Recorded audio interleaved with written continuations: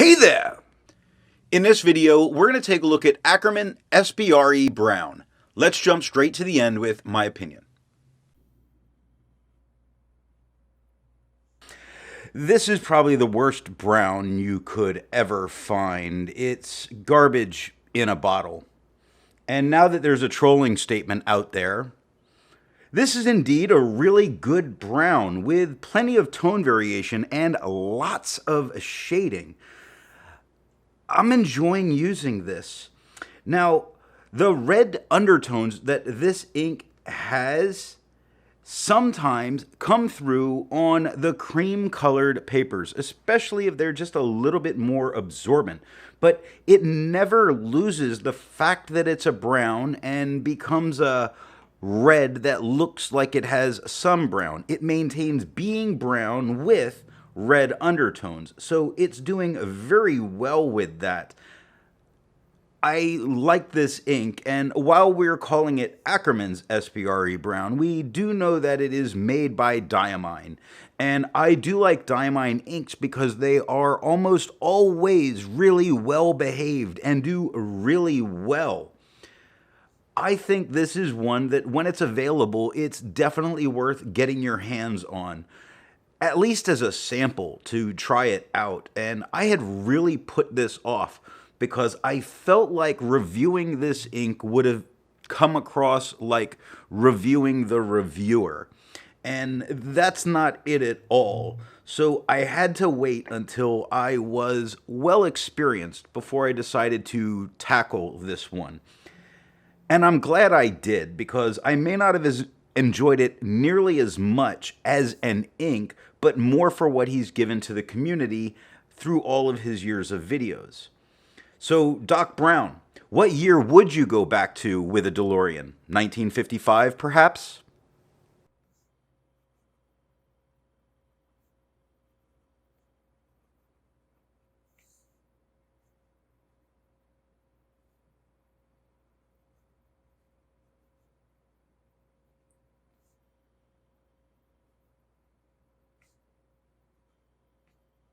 I like to change things up by using a different pen each day. Today that pen is a Lamy Safari with a 1.1 stub. It's inked up, used for a day, and used to take the notes for this video. To see how I arrived at that opinion, let's take a look at the first writing sample done on Clairfontaine. Looking at the fine nib, we get no feather, no spread, plenty of shading throughout all of this writing, and it's a much lighter tone with this pen than I tend to get with a bunch of the others, but this is a very dry fine, which I was excited to use for this ink to kind of bring out any flaws that I can find, and it did really well. While it's much lighter, it's not showing the reds that I had kind of expected from it.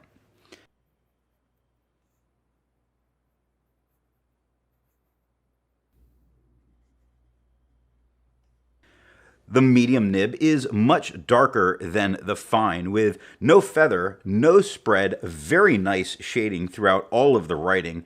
It really does add character, and because it's named for Dr. Brown, it makes your writing look a little bit smarter.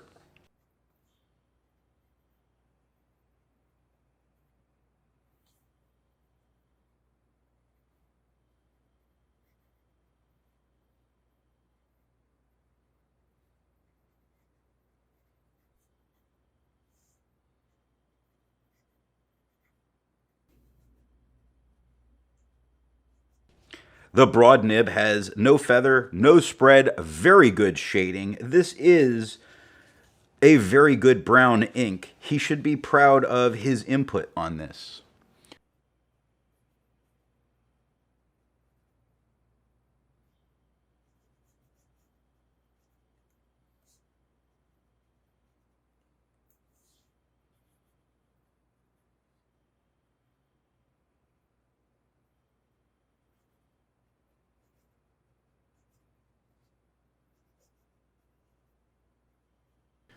Looking at the back of the page, we see that we get almost no ghosting and no bleeding. To have a range of experience with this ink, all of the writing samples are done with a Waterman graduate with a fine nib,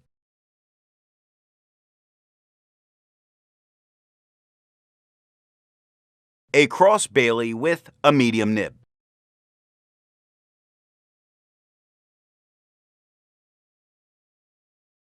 a TWSBI Eco with a broad nib,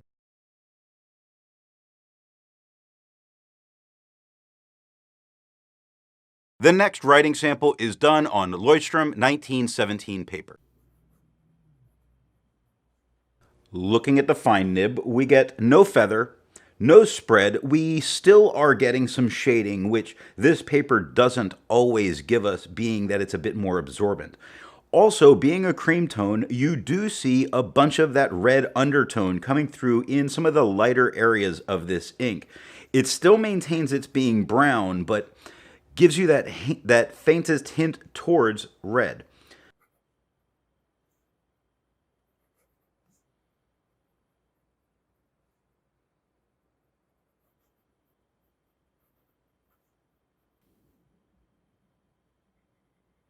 The medium is much darker than the fine, with no feather, no spread.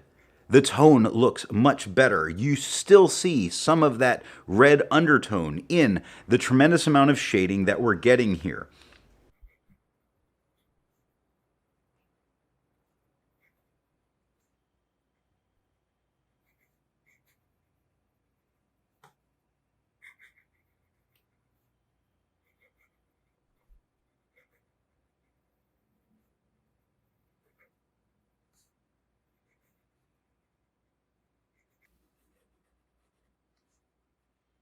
The broad nib is just a little bit darker in general than the medium, with no feathering, no spread, still really good shading. The interesting thing is I think I see more of the red undertones coming in here with the broad than I did with the medium.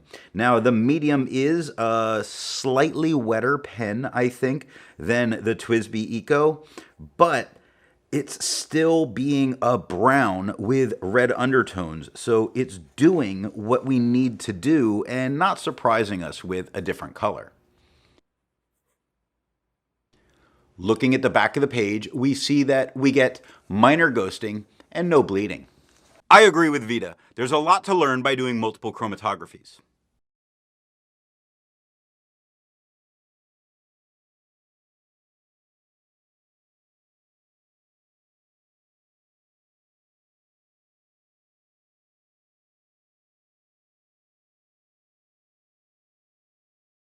The next writing sample is done on Moleskine paper.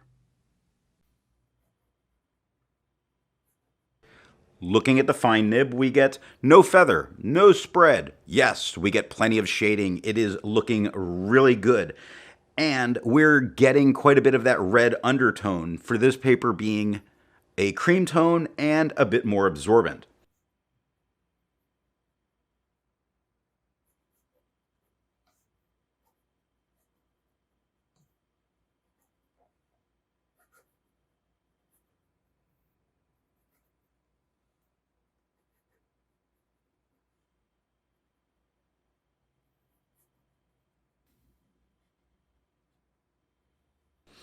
The medium is much darker than the fine, with no feather, no spread, plenty of shading. I'm seeing more of the red undertones coming through here than I was really expecting, and I think it's the absorbent nature of this paper, although it's been performing much better than Moleskine has in the past.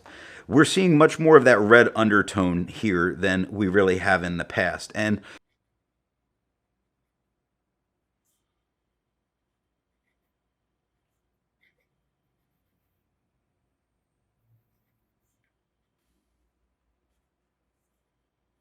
speaking of much more of that red undertone, look at the broad, which is much darker than the medium. The broad has no feather and no spread, lots of shading, but a lot more of that red undertone coming through. Now, it doesn't look red with some brown in the shading. It looks brown with a lot of lighter reds underneath it.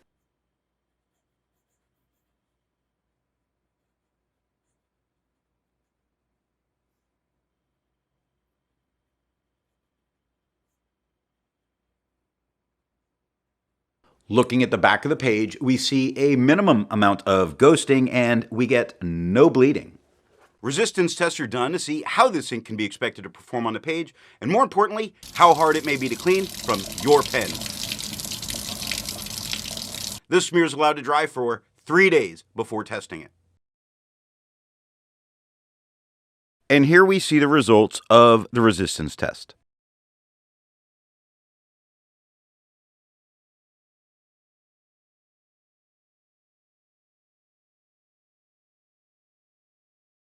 The next writing sample is done in a composition notebook. Looking at the fine nib, we get no feather, no spread. We do get a little bit of shading, not like we've gotten on some of the other papers. The most noticeable thing that happens with this paper is it does alter some of the properties. We definitely get much more of the red undertones showing through, where on this paper, it looks much more like a red that leans brown.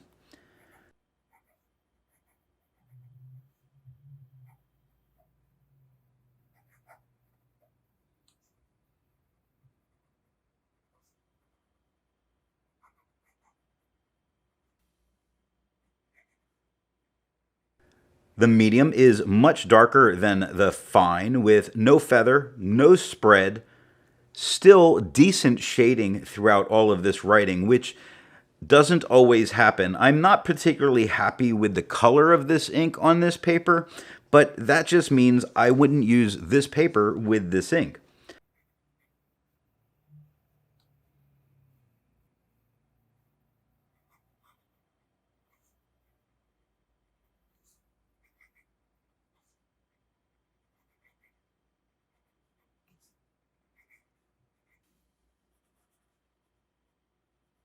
The broad nib is darker than the medium with no feather, no spread, no real shading. It's fairly consistent in tone here. But again, this paper does have a tendency to absorb some of those qualities, and not absorb as in into the paper, absorb as in just the way the paper reacts with the ink.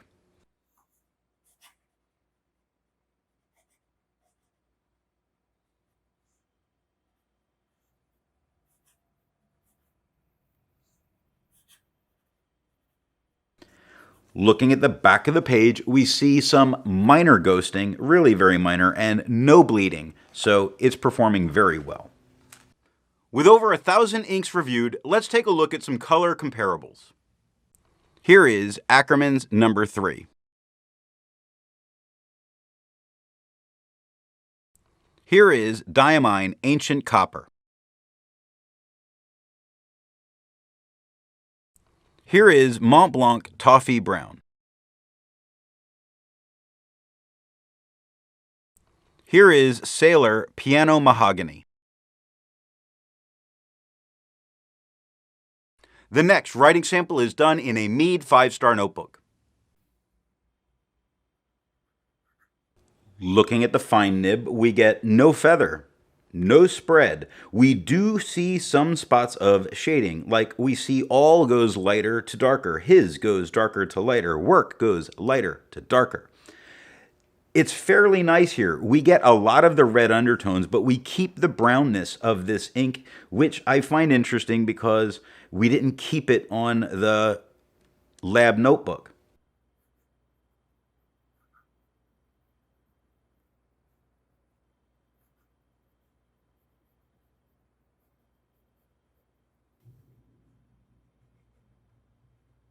The medium is much darker than the fine. I think it looks much more towards that brown than we got with the fine. It's interesting because we still very clearly see the red undertones of this ink, and most of the papers tested are a bit more absorbent than the coated papers, naturally, which is the reason we're bringing out some of those red undertones. I think in general, if you're using any kind of coated paper, you can expect to keep that very brown. It's only on these papers, which is why I referred to it the way I did in the beginning.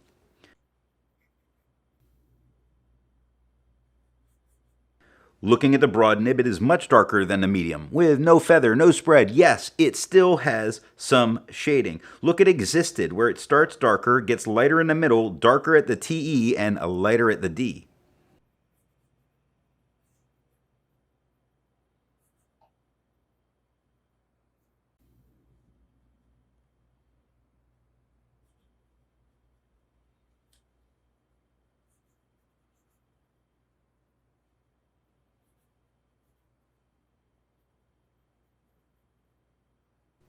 Looking at the back of the page, we see this was not aggressive at all into the paper. We have very minor ghosting and no bleeding. While it's nice to compare it to other inks in the same color family, I'd prefer to find an ink that complements its color on the page. Here is a blue ink by Akkerman, their number 3, Akkerman Brown. Here is a shimmering gray ink by Diamine, their Sparkling Shadow. Here's a turquoise ink by Graf von Faber-Castell, their Turquoise. Here is a green ink by Birmingham Pen Company, their Southside Park Fern Moss. If you'd prefer different complement colors, then there's links to those different playlists down in the description. Or you can click on my face. That'll take you to my channel page. Then click on the playlist tab. Scrolling down, you'll be able to see all of the playlists that are here on the channel. The last writing sample is done on 20-pound copy paper.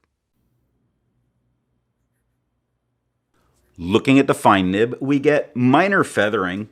You see it all through all of the writing. The minor feathering is very consistently there. We have the tiniest bit of spread, but truly very little. We have no shading at all. We still see the brownish tones, but more of the red undertones with this paper. Again, something that's being brought out through the more absorbent papers. So if you use cheap papers, you might want to consider that with the inks that you get.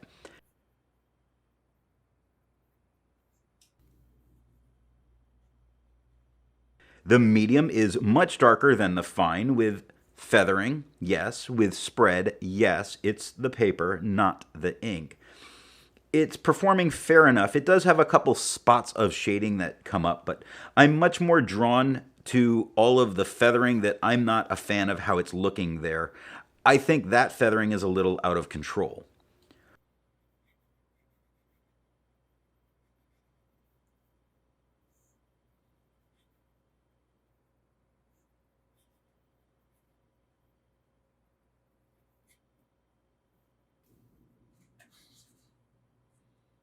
Looking at the broad nib, it's about the same tone as the medium with feathering, yes. Spread, yes. Shading, no. It's just okay. I would go out of my way to avoid using this paper with this ink. It costs too much to use on cheap paper.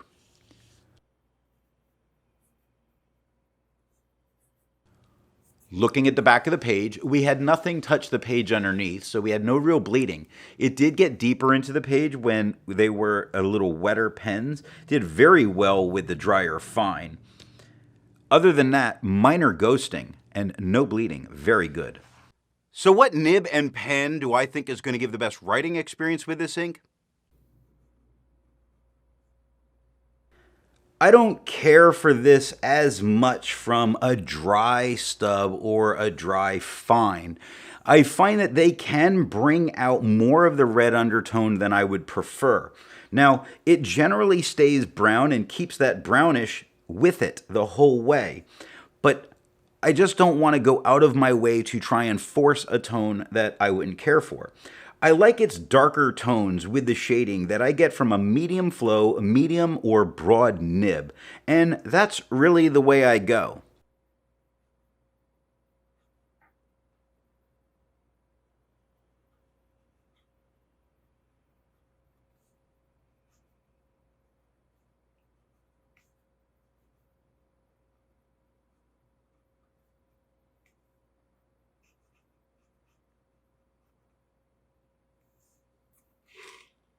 Thanks for watching. Bye.